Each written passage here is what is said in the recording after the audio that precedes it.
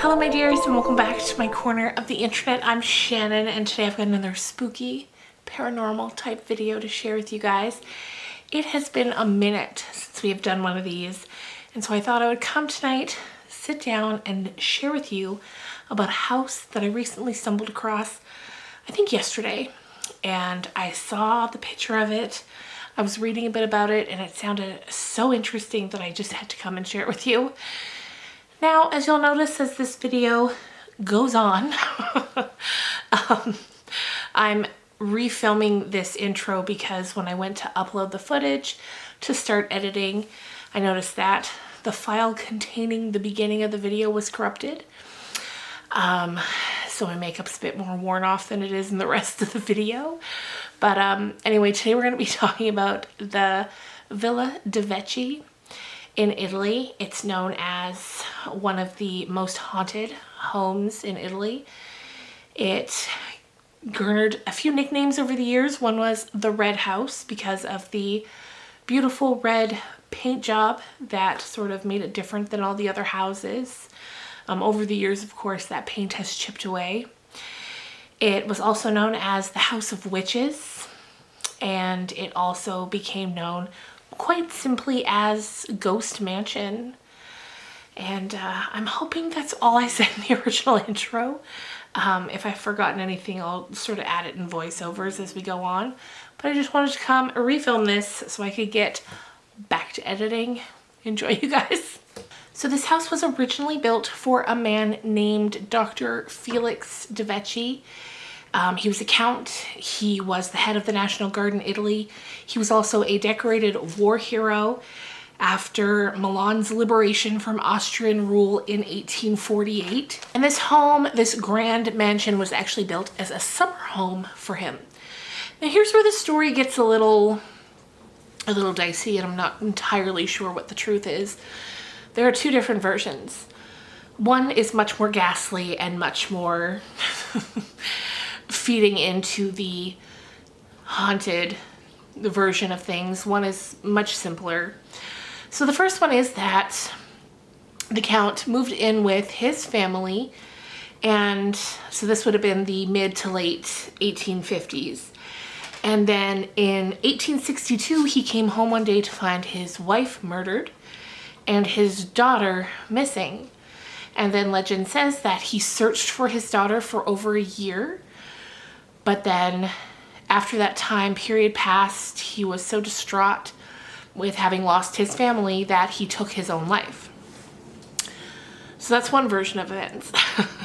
The other version says that he was actually already a widow when he moved in, that he was already sick, that he had a liver disease, and already nearing the end of his life when he moved in. Which, that one doesn't make as much sense to me, for a widow nearing the end of his life to build and then move into such a grand home by himself. It seems to make more sense that he would have built it for a family who he soon lost thereafter, but I'm not entirely sure which history is correct, but those are the two that I heard of. And this house was nothing to sneeze at. It was humongous. It was built on, I think, 130,000 square foot area of land. And for the time, it had all of the modern luxuries that you would, of course, put into such a grand home that you were having built, either for your family or yourself, whichever story is true. So time passes, the years go on. Eventually, the Count passes away, and then the home changes hands and it becomes his brother's, and his brother and his family move in. Seems things go fairly simply from there on out. And his brother moved out just before or just after World War II. And after that, the house changed hands many times over the years before it was vacated for the final time in the 1960s, and it has stood empty ever since. At this point, it's completely uninhabitable, but it still stands there. Something that's interesting as well is back in 2002, which when I was writing my notes for this, I read the words or the numbers 2002 and originally wrote recently, But then I took a beat and thought, and I was like, wait a minute, that was 20 years ago at this point, but still relatively recently. There was an avalanche in the area because the house is nestled sort of in the Italian mountainside. And there was an avalanche, boulders fell, and many of the houses in the area that were in the path of the avalanche were absolutely destroyed. But not this one. This one still stands. But of course, like I said, it's uninhabitable. The insides are completely destroyed. There are two things owing to that. One being, you know, just the passage of time, but also people have, you know, humans were the worst. People have gone in, they've put graffiti in there, they've torn the place apart. There was a piano that was still inside after many, many years that they destroyed. Like, just awful stuff. Put a pin in that piano because we'll be back to it now in a minute. One thing I wanted to read, I need my glasses though. One thing I wanted to read was, so going back in history a bit to look at some of the things that took place that lead it to now being called the Ghost Mansion. So in the 1920s, there was an occultist by the name of Aleister Crowley, and I guess he really had a reputation as somewhat of a bad boy, just a bad figure in general. And he went to that house, and according to the myth that surrounds it, after Aleister Crowley went in there, he used the place as a site for satanic rituals that was performed, or that were performed by people who had bad intentions.